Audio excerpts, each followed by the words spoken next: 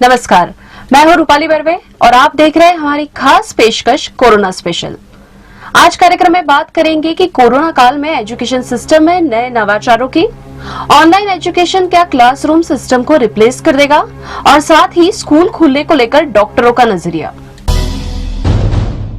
Corona संक्रमण काल कई तरह की मुश्किलों के साथ हमारे जीवन में भी नए प्रयोगों और नवाचारों का भी रहा है। अगर कहा जाए कि कोरोना काल शिक्षा व्यवस्था में नए इनोवेशन, अपडेशन और कुछ नया सीखने का समय रहा तो गलत नहीं होगा। ऐसे समय जब यूनिवर्सिटी से लेकर स्कूल, कॉलेज लगातार बंद चल रहे हैं, तब एजुकेशन सिस्टम को चालू रखने के लिए देखते ही देखते क्लासरूम की पढ़ाई ऑनलाइन एजुकेशन प्रणाली में बदल गई। शिक्षाविद, समाज सेवी व रेंसा विश्वविद्यालय के कुलाधिपति डॉक्टर स्वप्निल कोठारी कहते हैं कि पोस्ट कोरोना और ड्यूरिंग कोरोना उच्च शिक्षा क्षेत्र के लिए नए अनुभवों का वक्त है।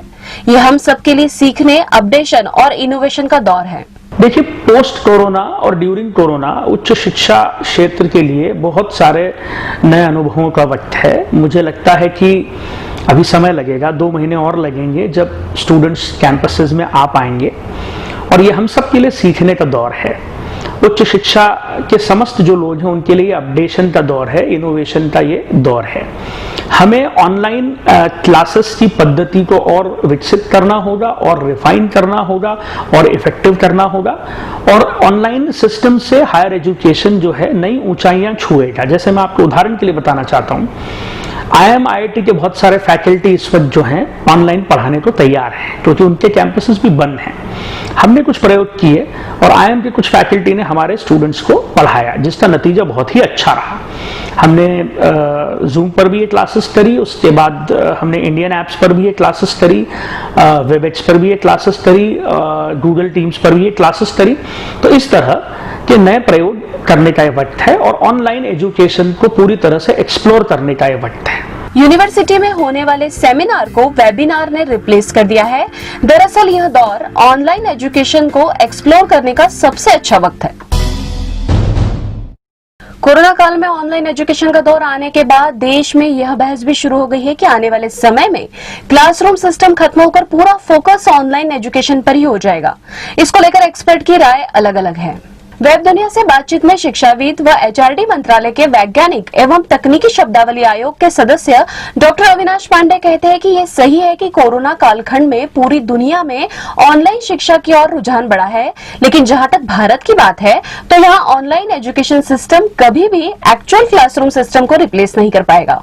कोरोना संकट के दौर में पूरे दुनिया का एजुकेशन सिस्टम ठप पड़ा हुआ है। ऐसे में चाहे वो स्कूल एजुकेशन हो, चाहे वो हायर एजुकेशन हो या फिर कॉम्पिटिटिव एग्जाम्स की प्रिपरेशन करने वाले स्टूडेंट्स हों, इन सब के एकेडमिक कनेक्टिविटी को बनाए रखने के लिए ग्लोबली एक नया प्लेटफॉर्म डेवलप होके आया है, ऑनलाइन एजुकेशन सिस्टम। लेकिन खासकर इंडियन सिनेरियो में या भारतीय परिवेश में ऑनलाइन एजुकेशन सिस्टम कभी भी रियल क्लासरूम टीचिंग को रिप्लेस नहीं कर पाएगा। इसके पीछे बहुत साफ वजह है कि जब क्लासरूम में टीचर पढ़ाते हैं तो स्टूडेंट के एकेडमिक एनहांसमेंट के साथ साथ में social skill development, personality development या बच्चे में डिसिप्लिन या शेयरिंग की भावना डेवलप होती है, जो किसी भी देश के लिए, युवाओं के लिए बहुत जरूरत होती है। लेकिन एक बात जरूर है कि ऑनलाइन एजुकेशन सिस्टम कभी भी एजुकेशन का एक सशक्त और समर्थ माध्यम नहीं बन पाएगा। हाँ, एक बात जरूर है कि ऑनलाइन एजुकेशन सिस्टम उन लोगों के लिए एक वरदान है, उन लोगों के लिए एक मजबूत प्लेटफॉर्म है जो लोग रेगुलर क्लासरूम में नहीं जा सकते और अपने एकेडमिक एनहांसमेंट करना चाहते हैं। साथ में उन लोगों के लिए जिन्होंने कॉम्पिटिटिव एग्जाम्स की प्रिपरेशन किया है लेकिन किसी क्वेश्चन की कोई क्वेरी चाहते हैं तो कहीं भी और कभी भी इस ऑनलाइन एजुकेशन के प्लेटफॉर्म से अपनी क्वेरी को कभी भी सॉल्व कर सकते हैं। दरअसल भारत में ऑनलाइन एजुकेशन सिस्टम अभी केवल बड़े शहरों तक ही सीमित दिखाई दे रहा है। अभी जब हम इंटरनेट की सब तक पहुंच और स्पीड के मोर्चे पर ही जूझ रहे हैं तो ऑनलाइन एजुकेशन सिस्टम के क्लासरूम सिस्टम को रिप्लेस करने की बात बेमानी ही नजर आती है।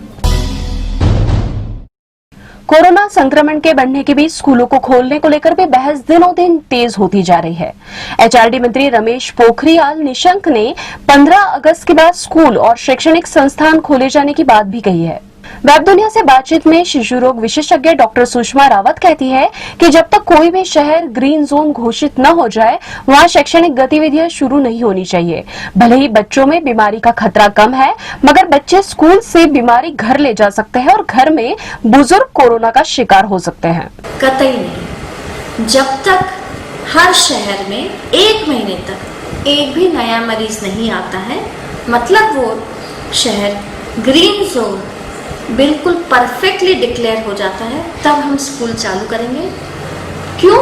क्योंकि भले ही बच्चों में बीमारी की तीव्रता कम है और परसेंटेज कम है, पर बच्चे जब स्कूल जाएंगे, वापस आएंगे, तो वो वायरस लेके आ सकते हैं। भले ही उन्हें इन्फेक्शन नहीं हो और वो वायरस अपने घर में दूसरे लोगों को, खास करके बुजुर्गों को दे सकते हैं।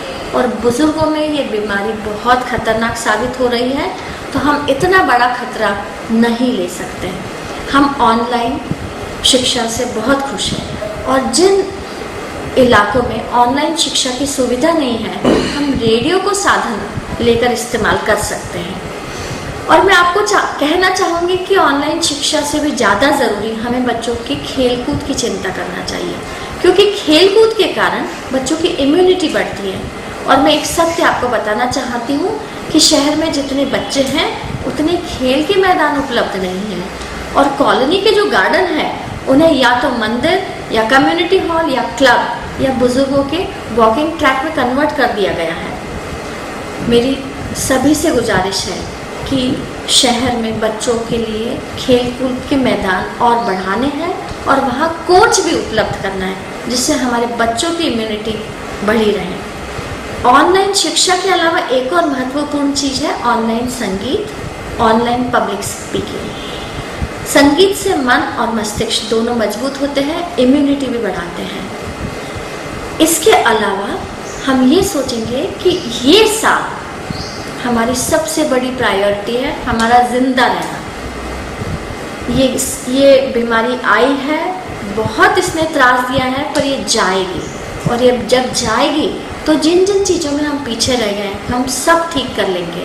पर पहली प्रायोरिटी इस साल हेल्थ है। हेल्थ मतलब इम्यूनिटी।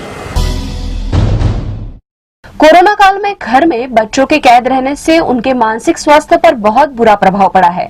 मानसिक चिकित्सालय इंदौर के अधीक्षक डॉक्टर राम गुलाम राजदान कहते हैं कि निश्चित ही कोरोना काल में बच्चों में कई तरह की समस्याएं सामने आई हैं। स्टूडेंट आजकल तनाव ग्रसित हैं, घर से बाहर नहीं जा रहे हैं, दोस्तों से नहीं मिल पा रहे हैं, खेलकूद में नहीं हिस्सा ले रहे हैं, तो उनमें जो समस्याएं हैं वो एक समस्या ऐसी यही एंजाइटी और डिप्रेशन की। एंजाइटी की सबसे ज़्यादा घबराहट, बेचैनी, अनिद्रा। उसके अलावा एक समस्या ये हो गई है कि वो गेमिंग ज़्यादा करने लगे, मोबाइल में ज़्यादा लगे रहते हैं, दिन भर मोबाइल लगे रहते हैं और रात में भी वो नींद ना आए तो फिर क्या होता है कि वो मोबाइल देखते रहते हैं, जिसके कारण अनिद्रा, ऐसी समस्याएं उनमें काफ़ी ज़्यादा हो रही हैं। मगर हमको एक होप है अभी कि जल्दी कुछ दिनों में बार बार आता रहता है और कहना चाहिए कि आज नहीं कल परीक्षा होती है तो बहुत सारा मन चलो ठीक है कल होता है। तो मगर समस्या है तो बच्चों को है अनिद्रा, टेंशन, एंजाइटी, कल क्या, कब होगी परीक्षा, नहीं होगी, तैयारी करें ना करें, एक अजीब सा उनमें अनिश्चितता वाला भाव है। तनाव बढ़ने से बच्चे घबराहट और अनिद्रा जैसे समस्याओं के शिकार हो रहे हैं, जिससे पूरा परिवार प्रभावित हो रहा है। ये थी कोरोना स्पेशल पर हमारी खास रिपोर्ट। आपके सुझाव का इंतजार रहेगा। धन्यवाद।